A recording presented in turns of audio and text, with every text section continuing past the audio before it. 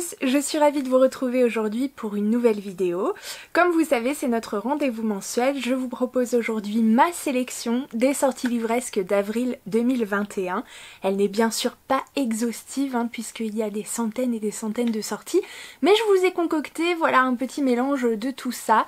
D'abord, comme je vous l'ai présenté dans la dernière vidéo, des grands formats, et là j'ai en plus fait quelque chose supplémentaire puisque je vous parlerai très vite en fait des suites de sagas, parce que je me dis que voilà, je vais vous présenter simplement les vraies nouveautés ou les premiers tomes de saga, et pour les suites en fait je ne ferai que les évoquer et vous montrer les visuels. Donc voilà, d'abord grand format puis les suites, les poches puis les suites, et enfin une petite sélection de mangas et de BD parce que voilà, on aime bien ça aussi. Et pour les abonnés de la première heure évidemment, je vous propose une petite surprise au cours de la vidéo. Je ne dis pas quand ce sera, mais soyez bien attentifs, du coup une petite surprise vous attend. Vous êtes prêts? C'est parti! Plusieurs sorties nous attendent le 1er avril, et notamment la sortie très attendue d'une petite saga Cozy Mystery dont la maison d'édition a déjà travaillé au niveau de la com depuis un petit moment. Il s'agit du premier tome intitulé Meurtre et pépites de chocolat, donc des enquêtes d'Anna Swensen de Johan Fluck aux éditions Cherche Midi. Le deuxième tome, dont je ne me souviens absolument plus du nom, sort je crois le même jour. Je vous mettrai le visuel juste ici également. On va suivre le retour d'Anna dans sa petite ville natale où elle s'installe entre une mer envahissante et du coup l'ouverture de sa nouvelle boutique, je crois c'est une pâtisserie il me semble, jusqu'au jour où un homme est retrouvé mort à l'arrière de sa boutique et son beau-frère shérif du coup va lui demander de se joindre à l'enquête parce que Anna connaît beaucoup de monde, qu'elle a une facilité à parler et à recueillir du coup des informations. Bien évidemment ça ne se passerait jamais dans la vraie vie, mais ici tout va bien et du coup en plus de la pâtisserie, Anna va se révéler avoir des vrais dons pour les enquêtes. Donc voilà. Alors je crois que c'est une saga qui a vraiment un gros succès du coup en dehors de la France. Nous on débarque juste, mais si je me trompe pas, il y a bien une vingtaine de tonnes de sorties, je crois. Donc voilà, si vous cherchez une petite saga, voilà, enquête, Cozy Mystery et tout, et bien voilà, c'est l'occasion du coup peut-être de vous plonger dedans. Je crois que les premiers avis sont assez positifs en plus, donc voilà, moi perso ça me tente bien. Le 1er avril également sort Face à la mer immense de Lorraine Fouché aux éditions Héloïse d'Ormesson. On va y suivre Prune, romancière du coup, je crois issue de la Bretagne il me semble, qui du coup en écrivant son livre n'aurait jamais pensé que celui-ci conduirait un couple à se marier.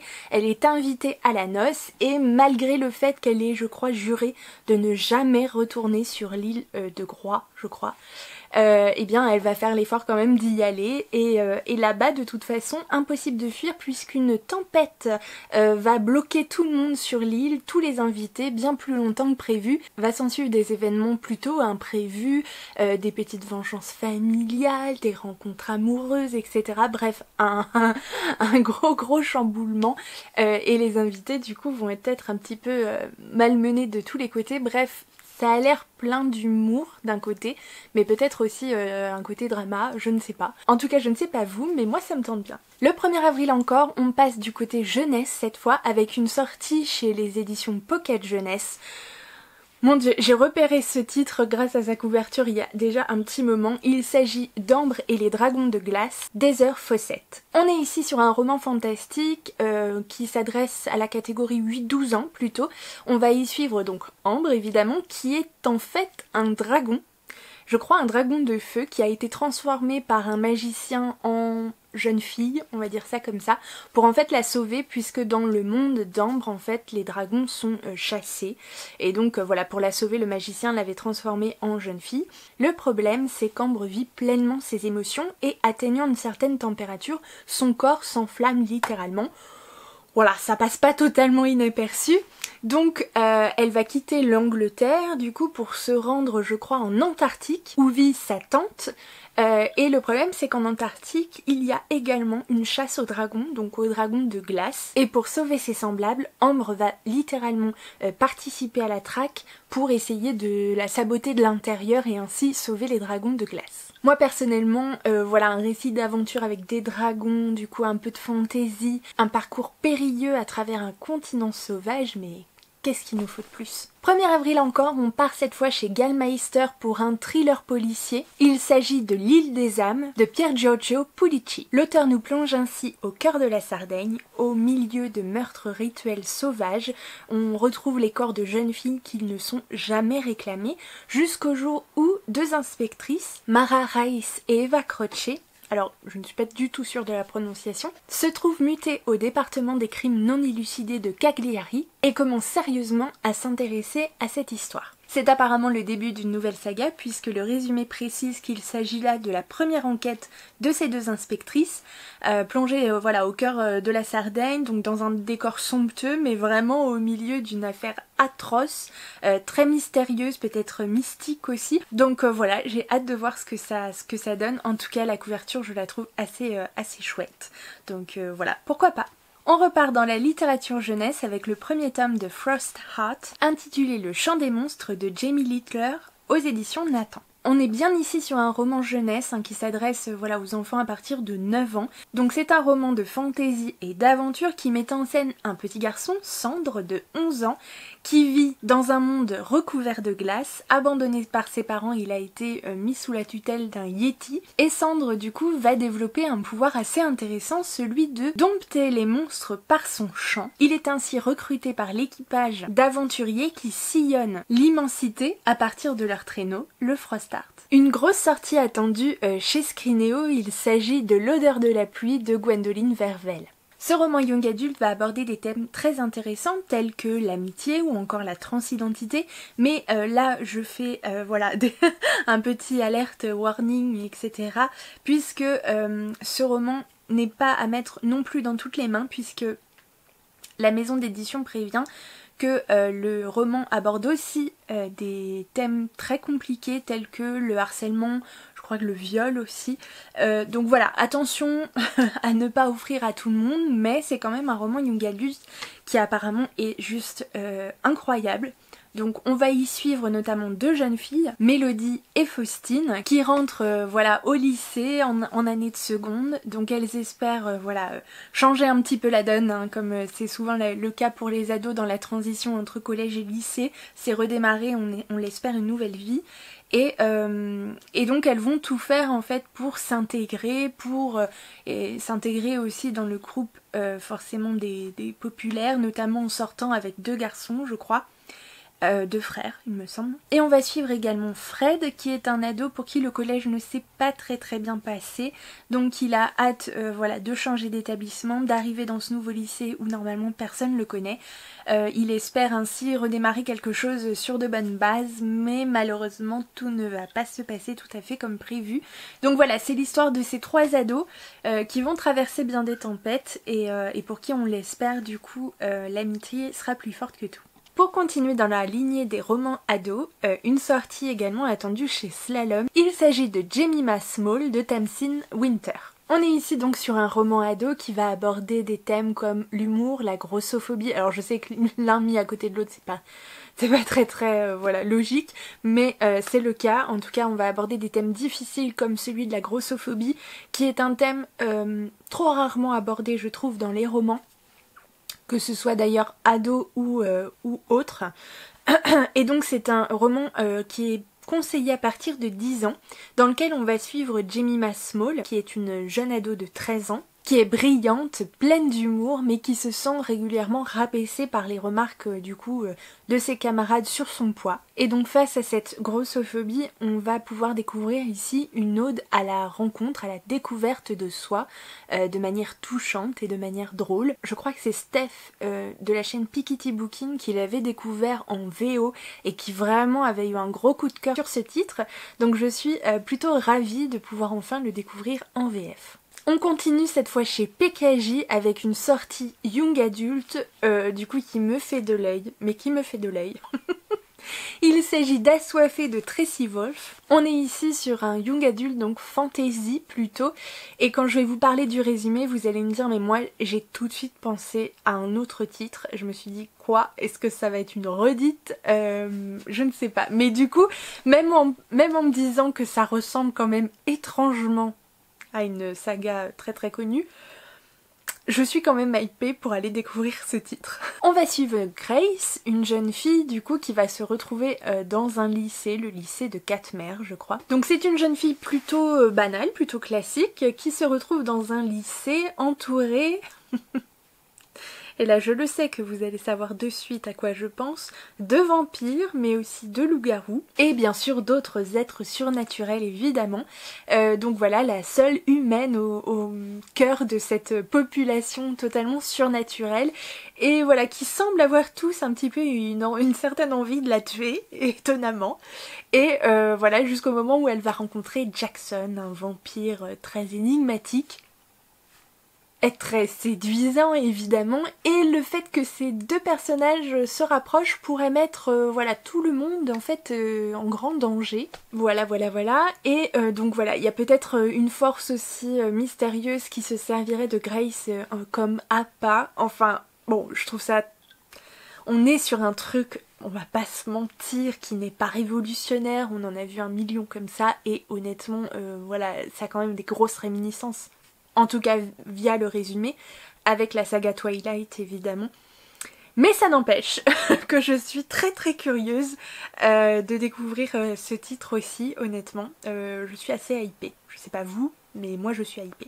Et pour finir, le 1er avril sort également Héroïne de Sarah Jane Stratford aux éditions Belfond. Alors là, on va suivre deux héroïnes, c'est le cas de le dire, deux personnages féminins dans les années 50, du coup sur une toile de fond version cinéma, mais aussi du coup communisme. Enfin bon bref, on est dans un contexte historique assez particulier et on va suivre ces deux personnages féminins, l'une est scénariste, l'autre est productrice je crois, qui ont été toutes les deux blacklistées en fait, voilà, des grands studios etc. pour diverses raisons qu'on n'abordera pas ici. Elles vont se retrouver du coup à Londres où elles vont essayer de, voilà, de prendre un petit peu leur revanche. On va aborder des thèmes comme le sexisme, le macartisme, bref ça a l'air juste génialissime. Moi je dis ça, je dis rien. Mais voilà, du coup ça me hype de fou. Honnêtement, je vous ai parlé il y a quelques temps, enfin on n'en reparlera pas, mais bref, je suis à fond là dans les lectures féministes et voilà, je me dis que celle-ci peut être super cool. Le 6 avril, une grosse sortie chez Plume Blanche, il s'agit d'Alunia de Tiffs. On va y suivre Léa, ou Lee, je sais pas comment ça se dit, mais bref, Léa, on va dire ça comme ça, qui un jour se retrouve foudroyée et donc qui meurt. Ça c'est la base du truc, sauf que est-ce qu'elle est vraiment tout à fait morte? C'est pas tout à fait sûr.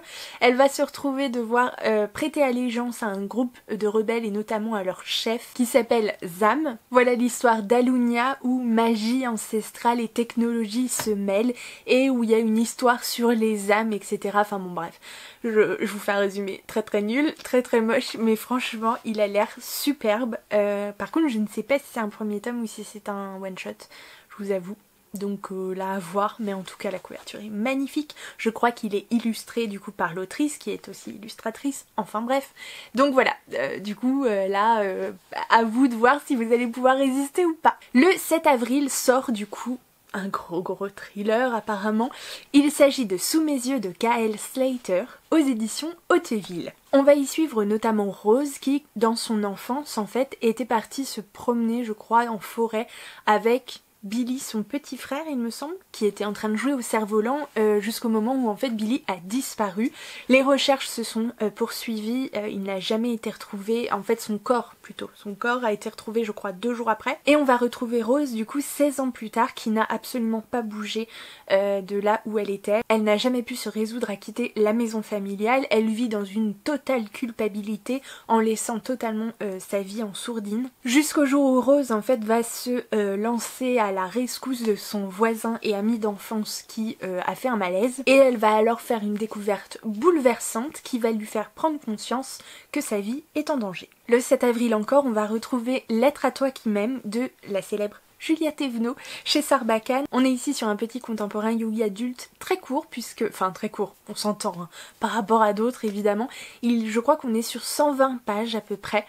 Julia Thévenot c'est notamment la maman de Bord de Terre qui qui est là, que vous ne voyez absolument pas donc ça ne sert à rien, mais qui est là, donc Bord de terre du coup, un roman fantasy absolument incroyable, du coup la vraie claque, le premier roman du coup totalement ouf, voilà, ça avait été l'une de mes meilleures lectures 2020, donc pour vous dire, et là on la retrouve sur un registre totalement différent. On est ici je crois sur une petite comédie sentimentale, notamment avec un couple de personnages, donc Pénélope et Ilyes. Ilyes est apparemment fou amoureux de Pénélope, sauf que Pénélope, a priori, n'est pas amoureuse d'Ilyes, sauf qu'elle l'a laissé un petit peu rentrer dans sa vie malgré tout. Et voilà, le résumé n'en dit pas trop, on est sur quelque chose d'assez poétique, j'ai cru comprendre, pourquoi pas quelque chose en vers, enfin bon bref. Donc là, c'est une petite surprise sucrée à découvrir chez Sarbacane.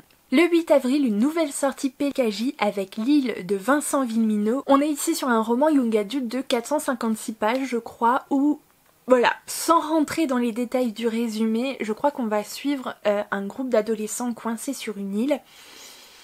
Peut-être dans un monde post-apo un petit peu, enfin voilà, un truc un peu bizarre. En tout cas un roman d'aventure sur une île où tout, même le pire, est possible. Je crois que Vincent Villeminot a publié cette histoire chapitre par chapitre lors du confinement, il me semble. Donc peut-être que vous en aurez déjà lu un petit peu.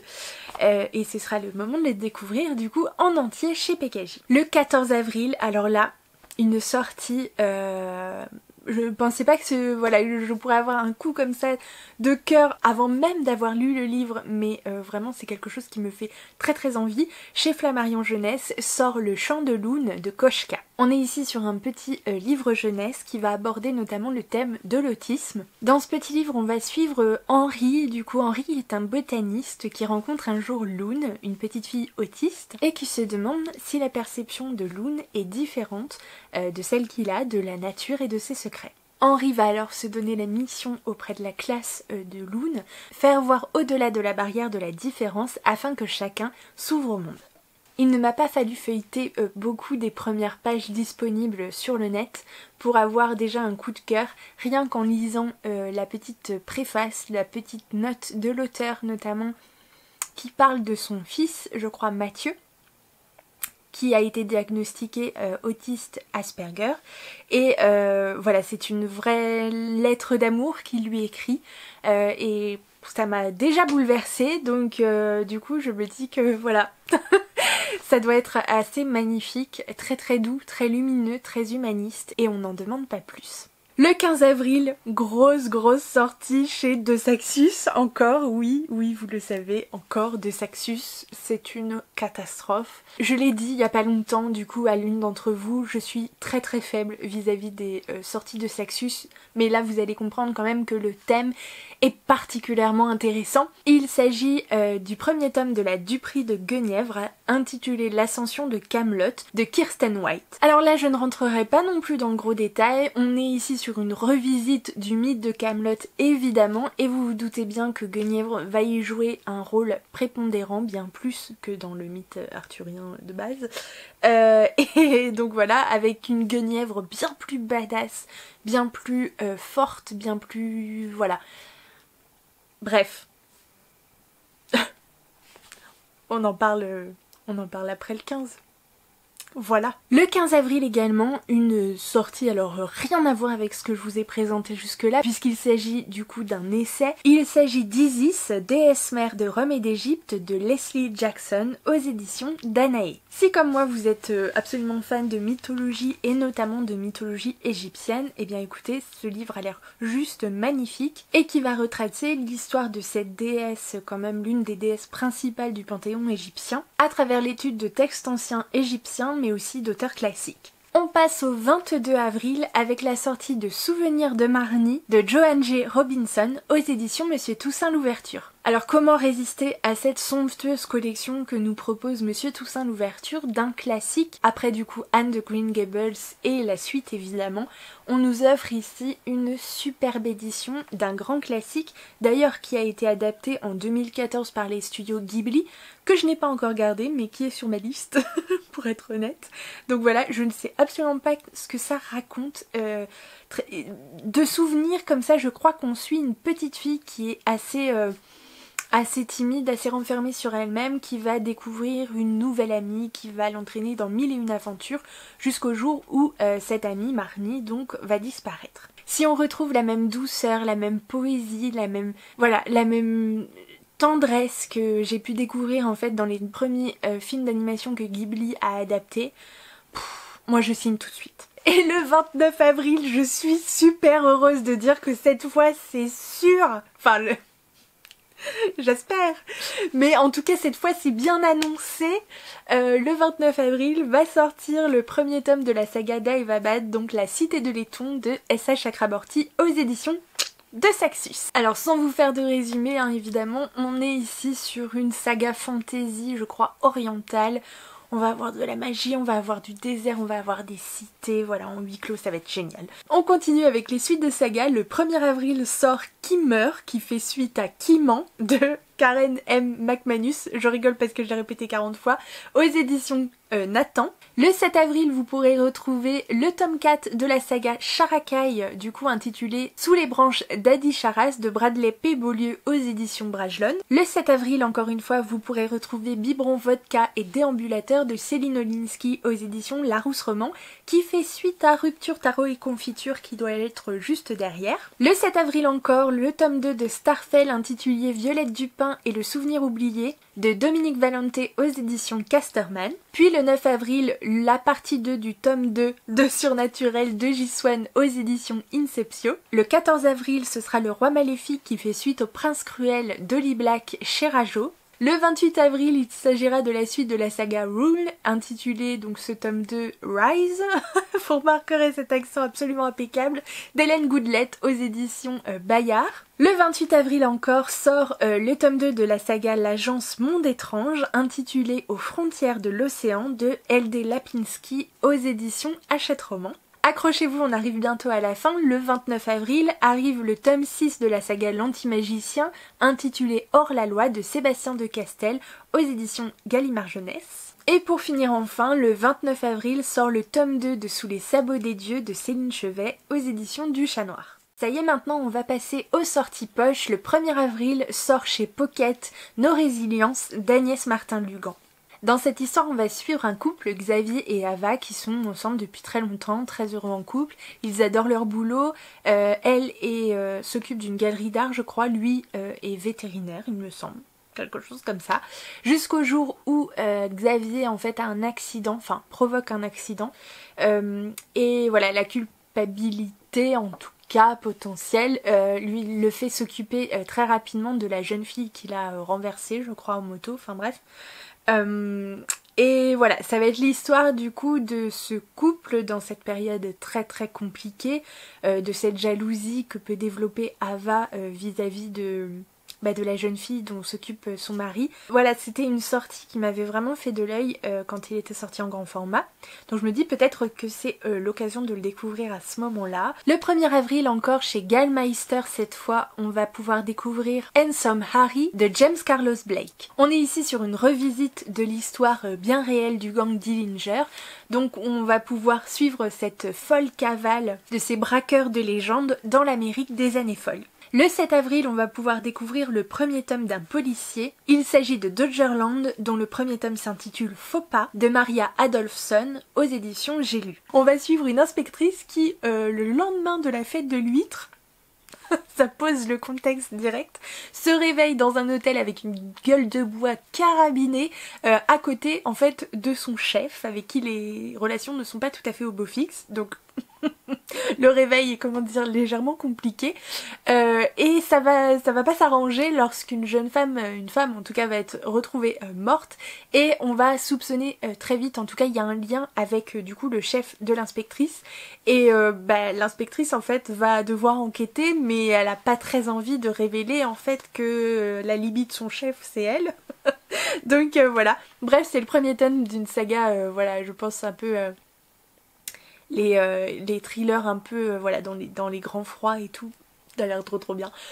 Je me dis que là, vu comment, parce que actuellement pendant que je vous tourne cette vidéo, je suis en train de lire Le Cri de Nicolas Beuglet, du coup aux éditions Pocket, et j'adore. J'ai la saga, je suis en train de regarder, de On n'est pas du tout là pour parler de ça, mais c'est pas grave, je le dis vite fait, de Ragnar Jonasson, et voilà, et bref, je suis très dans les thrillers froid, donc je me dis que ça peut être quand même vachement chouette. Le 7 avril, chez le livre de poche jeunesse, va sortir Rosa Parks, la femme qui osa dire non, de Sophie de Meulenheim. Alors si vos enfants ou vous-même ne connaissez pas la célèbre histoire de Rosa Parks, je vous invite fortement à vous tourner vers ce bouquin pour découvrir le destin incroyable de cette militante qui s'est battue pour les droits des Noirs américains. Bouleversant. Donc voilà, je vous conseille très très fortement, je n'ai pas encore découvert ce titre, mais voilà, l'histoire de Rosa Parks est sans commune mesure absolument à découvrir. Le 14 avril, c'est la sortie d'une petite comédie romantique comme on les aime. Il s'agit de C'est toi que j'attendais de Kristen Higgins aux éditions HarperCollins de poche. On va y suivre Poppy qui est installée dans une petite ville, voilà, tranquille, avec une famille aimante mais un peu envahissante, des amis sympas, etc. Un petit ami qu'elle garde un peu secret parce que du coup, il a un resto italien qui fait n'importe quoi, qui fait concurrence à la brasserie de ses parents à elle. Bref, bon, voilà, bon gré mal gré, du coup, elle a une entreprise de récupération de matériaux. Elle s'en sort pas si mal, elle est plutôt contente, elle a des projets, etc. Jusqu'au jour où son amour d'enfance, enfin le mec qui lui a brisé le cœur au lycée ou un truc comme ça, voilà, redébarque en ville et full dawa. Donc voilà. Du coup je me dis, bon, si à un moment j'ai besoin d'un truc pour un peu lâcher, voilà, lâcher du lest, lâcher mon cerveau, lâcher tout, eh bien je me tournerai vers cette lecture. Le 21 avril, chez HarperCollins de poche également, oulala, un titre du coup qui fleure bon du coup la bonne lecture. Après peut-être que je m'avance, hein, je ne sais pas, dites-moi si vous l'avez découvert. Il s'agit de Tout quitter d'Anaïs Vanel. L'autrice va alors nous raconter le jour où elle a décidé de tout quitter, ou peut-être de tout retrouver selon l'angle avec lequel on regarde l'histoire. Voilà le jour où elle a décidé d'acheter un berlingot et où en débauchant un soir, comme on part en week-end, elle a mis 3 cartons dans sa bagnole, ses affaires, voilà, et elle est partie rejoindre le sud, rejoindre les dunes, la plage, la mer, elle a... Voilà, je crois qu'on va parler notamment voilà, de réconciliation avec soi-même, de surf aussi, donc voilà, peut-être quelque chose, une thématique autour aussi du corps, se retrouver soi complètement, hein, du coup intérieurement et extérieurement. Voilà, mais... Voilà, le résumé n'en dit pas trop, mais je trouve que ça a l'air plutôt sympa. J'aime beaucoup cette idée de parfois avoir tout simplement besoin de lâcher prise, dans un sens ou dans l'autre, que ce soit de tout quitter ou simplement peut-être à différentes mesures, hein, mais on est d'accord. Mais voilà, je trouve ça très intéressant, donc celui-ci... Et le 21 avril sort chez le livre de poche jeunesse La dernière énigme de Léonard de Vinci de Christine Ferré-Fleury. Apparemment, on est dans ce roman dans une double temporalité, d'abord Milan à la Renaissance, où la maîtresse du duc de Milan est du coup un petit peu, comment dire, menacée par la femme de ce dernier, qui réclame du coup un tableau en particulier, La Dame de l'Hermine, qui est un tableau exécuté par Léonard de Vinci. Parallèlement, de nos jours, Léonard, un jeune adolescent, reçoit un mail qui lui enjoint de retrouver ce même tableau. Or, le message provient de son grand-père, enterré le jour même. Léonard va ainsi se lancer dans une enquête passionnante, une aventure quand même périlleuse, qui va le mener notamment jusqu'à Cracovie. On aborde maintenant les suites de saga, toujours en version poche évidemment. Je vous ai repéré le tome 3 de Lady Hélène, intitulé L'ombre des mauvais jours d'Alison Goodman, chez Paul Fiction, qui va sortir le 1er avril. Le 7 avril, vous allez pouvoir retrouver la partie 2 du Prieuré de l'Oranger de Samantha Shannon aux éditions J'ai lu. Le 8 avril, le tome 2 de la saga Chasseur de livres intitulé Le Code indéchiffrable de Jennifer Chambliss-Bertman aux éditions PKJ. Et enfin le 28 avril, le tome 6 de la saga Les 7 Sœurs intitulé La Sœur du Soleil de Lucinda Riley aux éditions Le Livre de Poche. On passe maintenant au manga avec la sortie très attendue le 7 avril du premier tome de Fukuneko Les Chats du Bonheur de Mari Matsuzawa aux éditions Nobinobi. C'est un manga de 160 pages dont j'ai pu feuilleter les premières pages d'ailleurs sur le site et que j'ai trouvé très très sympathique. On va suivre notamment la jeune Ako qui débarque avec sa famille pour des raisons que je vous laisserai découvrir dans la ville de Fukuneko. Et Fukuneko, c'est pas une ville tout à fait ordinaire, on y trouve notamment des chats. Et des chats assez particuliers, vous comprendrez pourquoi. En fait, du coup, les chats sont des êtres un peu les serviteurs des dieux, enfin bon bref, je vous passe les détails. En gros, chaque chat va pouvoir choisir un humain de son choix et décider de le rendre heureux. Voilà, d'exaucer ses vœux, enfin je ne sais pas de quelle manière, bref, de le rendre heureux. Et donc... quand Ako va débarquer en fait à Fukuneko dans l'ancienne maison de sa grand-mère décédée, elle va tomber sur voilà, un être particulier qu'elle seule voit d'une manière différente des autres. Je peux pas vous en dire plus, donc voilà, ça va être la rencontre de ces êtres et c'est trop mignon, c'est kawaii, c'est trop chou. Si vous aimez les trucs choupis, c'est pour vous. Malgré tout, le contexte, il y a quand même une histoire et tout derrière, il y a toujours un fond de gravité, enfin bon bref, c'est assez sympa. Je pense que ça pourrait être un manga qui pourrait rentrer dans ma pile à lire, très clairement. Et en nouveauté c'est tout, puisqu'on passe directement aux suites, avec la sortie du tome 4 de Alpi the Soul Sender de Rona aux éditions Kiyun le 1er avril. On a ensuite le 7 avril la sortie du tome 9 de Mon colloque d'enfer de Keiko Ishawita aux éditions Pika. Alors celui-ci, je ne l'ai pas encore découvert, mais honnêtement, il me fait de l'œil depuis le début.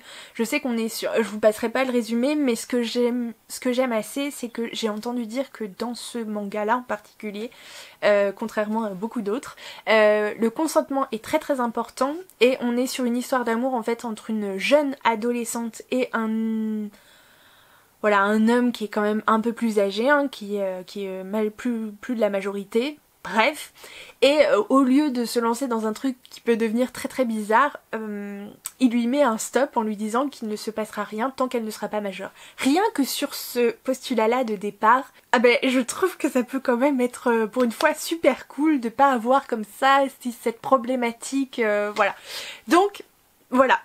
Sinon l'histoire est toute banale, hein, des colocataires, une jeune fille qui débarque dans une colocation, qui tombe amoureuse forcément du plus âgé des colocs, blablabla. Donc voilà, ça a l'air trop mignon. Il y a quand même 9 tomes, hein, donc je me dis, il doit s'en passer quand même des choses, parce que sinon, voilà, ça doit pas être juste ça l'histoire, sinon ça risque d'être un chouïa longuet. Bref, ce manga me fait très envie. On continue ensuite avec le 8 avril la sortie du 3e et dernier tome, je crois, de Comme sur un nuage, de Okura et Komahashi, aux éditions Akata. Je vous coupe un petit instant dans cette petite sélection des sorties livresques pour une petite annonce, comme je vous l'ai dit tout à l'heure. Alors, je voulais que ce soit un moment, voilà, totalement... comment dire, imprévu de la vidéo, parce que en fait je vous organise un petit concours. Alors on ne s'emballe pas, c'est pas un énorme truc, hein, parce que bon, j'ai pas des moyens de fou, mais je voulais vous remercier du coup pour tous ceux qui regardent mes vidéos régulièrement. Vraiment, je voulais vous dire un petit merci. On a atteint du coup sur YouTube les 300 abonnés il y a déjà quelques temps. Alors je sais que ça peut paraître pas beaucoup pour certains, mais pour moi c'est énorme. Je trouve ça assez incroyable. Quand j'ai commencé mes vidéos en août dernier, voilà, je partais avec 0 abonnés et bref, et voilà, donc je trouve que 300 c'est hallucinant en fait, c'est juste hallucinant déjà. Donc voilà, je voulais juste vous remercier d'être présent, d'envoyer des petits messages régulièrement, des commentaires, de mettre des pouces, de regarder les vidéos, de les partager. Ça me fait hyper plaisir tous les échanges qu'on a, soit ici, soit sur Instagram. Ça m'a permis de partager en fait avec des gens qui sont juste adorables, bienveillants, et ça fait juste du bien, et j'avais juste envie de vous remercier. Alors voilà, de faire un petit geste, c'est pas grand chose, mais ce que je vous propose c'est de remplir le Google Form que vous allez trouver voilà, en barre d'infos. Tout le monde peut remplir, voilà, si vous regardez cette vidéo pour la première fois, vous êtes également le bienvenu. Vous pouvez remplir ce Google Form en donnant vos coordonnées évidemment pour que je vous envoie le livre. ou les livres, vous allez comprendre pourquoi, puisque je vous propose en fait de choisir un titre ou une saga dans la pile à lire que je comptais donner ou revendre. Donc voilà, ce ne sont pas des premières mains, on est d'accord, ce sont des livres que moi j'ai, qui étaient neufs quand je les ai achetés mais que j'ai lus et que j'ai manipulés. Donc ils sont pas neufs, hein, je préfère vous le dire. Mais voilà, ça me fait plaisir de vous les proposer, en tout cas si certains peuvent vous intéresser. Voilà, c'est des livres que je ne relirai pas. Alors pas forcément parce que je les ai pas aimés ou détestés, mais simplement parce qu'ils ne me correspondent pas et je me dis que voilà, ce serait chouette de leur trouver une nouvelle maison, un nouveau foyer avec un lecteur qui les appréciera plus que moi. Donc ce que je vous propose, c'est de remplir ce Google Form avec vos coordonnées. En commentaire, vous précisez bien par quel livre vous êtes intéressé. Et pour être sûr, du coup, je vous propose également de mettre un petit emoji, alors l'emoji renard. Voilà, l'emoji renard parce que je l'aime bien. Donc dans ma pile à lire que je donne, j'ai le David Fuenquinos, donc le mystère Henri Pic. Donc voilà, qui est une petite enquête sympa chez Folio. Ou alors je vous propose les deux premiers tomes, enfin les deux tomes, les deux uniques tomes de l'agence de détective Layton, donc Catriel et les mystérieuses et les enquêtes mystérieuses, pardon, de Kaori Orito aux éditions Nobinobi. Oui, c'est ça. Donc voilà, ils sont très très mignons, très très sympas, mais je les relirai pas, c'est assez jeunesse, on est sur du manga ici. Vous avez les deux premiers tomes, là je dis bien les deux premiers tomes, de l'imprimerie des sorcières de Moshinchi et Yasuhiro Miyama aux éditions Soleil Manga. Donc voilà. Qui sont très sympas aussi, mais bon, bref, pas pour moi. Vous avez le Linda Green, Quand je ne serai plus là, aux éditions Prélude. Donc voilà, je vous laisserai aller voir les résumés. Ou alors vous avez La Reine sous la neige de François Place aux éditions Gallimard Jeunesse. Donc qui est un tout petit peu abîmé ici, mais voilà, quand même en bon état. Donc si ça vous intéresse, eh bien n'hésitez pas.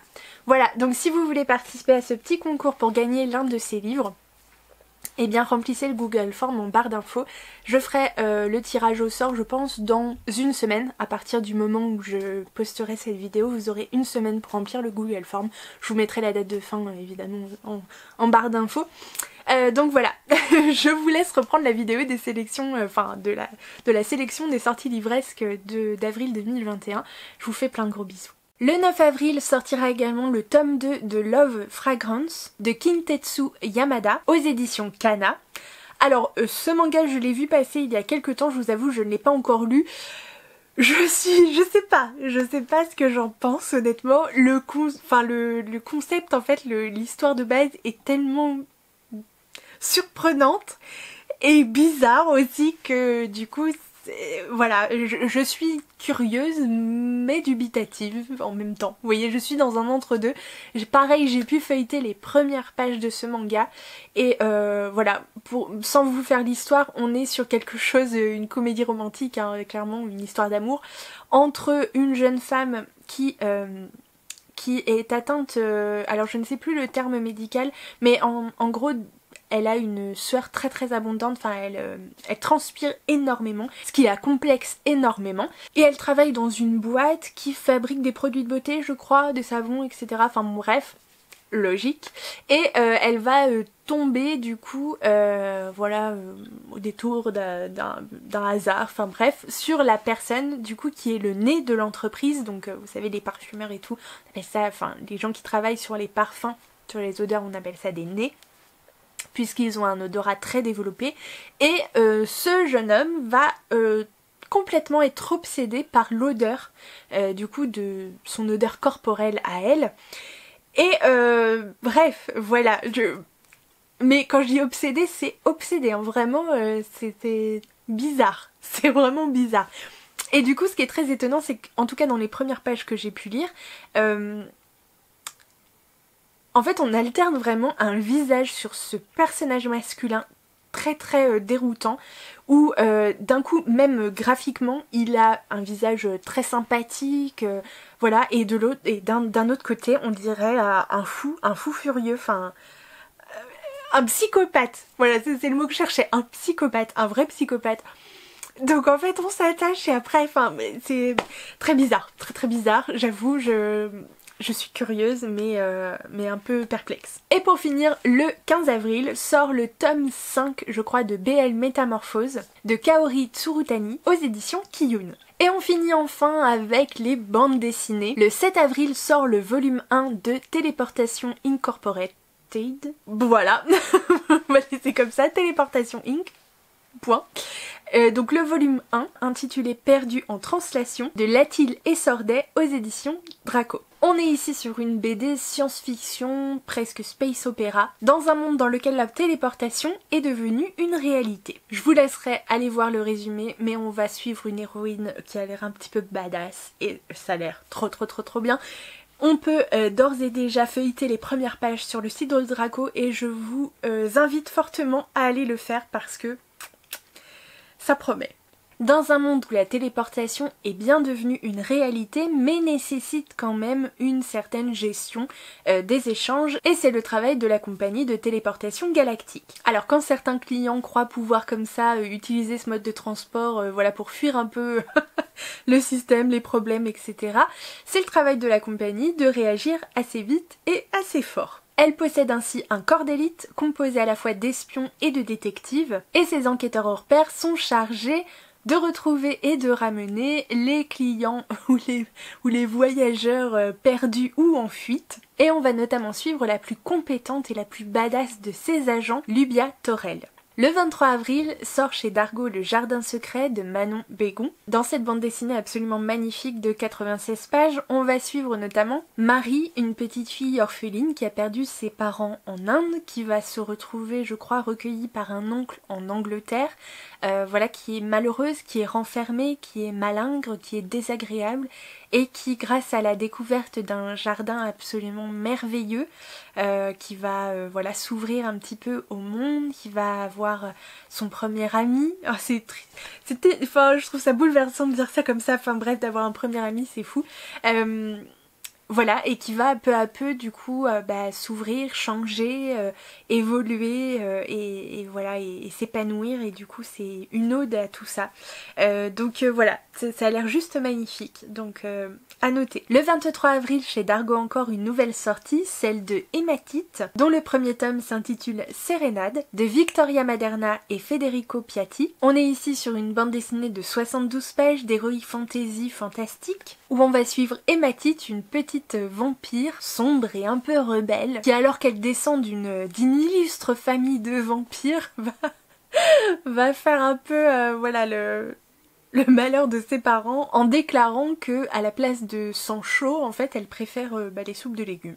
Et voilà, dans ses choix, Hématite va opter plutôt pour la mixité, mais il n'est pas toujours facile d'être différente des autres malgré un caractère bien affirmé. Heureusement, il y a Drunella, la poésie, et Émile, un petit humain dont Hématite est secrètement amoureuse. Et pour finir, je citerai quand même quelques titres supplémentaires. Le 23 avril sort Le cœur des femmes d'Aude Mermiliaude, d'après Martin Winkler, aux éditions Le Lombard. On a également la sortie du tome 2 de Terra Prohibita de Philippi Elomon chez Glénat le 14 avril. Ou encore le 16 avril, le Festival du Dragon Thé de Cathy O'Neill aux éditions Bliss. Et pour finir le 16 avril encore, le tome 2 des Omniscients que j'ai découvert l'année dernière, intitulé Les autres de Dugommier et Castellani aux éditions Le Lombard. J'espère que vous avez apprécié cette petite sélection non exhaustive des sorties d'avril 2021. Là encore, j'ai précommandé des titres, je crois qu'il y en a 4 en tout. Saurez-vous les deviner? Je vous laisse tenter votre chance en commentaire du coup. Donc si vous avez apprécié cette vidéo, eh bien n'hésitez pas à vous abonner si ça n'est pas encore fait, à mettre un petit pouce en l'air parce que c'est super important et que ça fait plaisir, un commentaire parce que pareil, j'adore vous lire et j'adore vous répondre. N'hésitez pas aussi à partager sur les réseaux sociaux. J'adore vous voir voilà, en pleine séance de visionnage, ça me fait toujours beaucoup plaisir et je n'hésite pas non plus à repartager vos posts, donc voilà, c'est hyper important. Si vous appréciez le contenu, c'est voilà, c'est une manière du coup d'avoir un retour pour moi et c'est super chouette. En tout cas, merci beaucoup d'avoir regardé cette vidéo jusqu'au bout. N'oubliez pas de remplir le petit Google Form également en barre d'infos. oui, en barre d'infos, pour participer au petit concours dont je vous ai parlé durant cette vidéo. Je ne sais pas à quel moment parce que je vais l'intégrer, voilà, plus tard, après. On se retrouve dès la semaine prochaine pour une nouvelle vidéo. Je ne sais pas encore si ce sera des points lecture ou un book haul. À voir, on verra. En tout cas, je vais les tourner tout de suite après. Je vous souhaite une très très belle fin de journée, de semaine. Voilà, j'espère que vous faites de jolies rencontres livresques. Et je vous fais plein de gros bisous.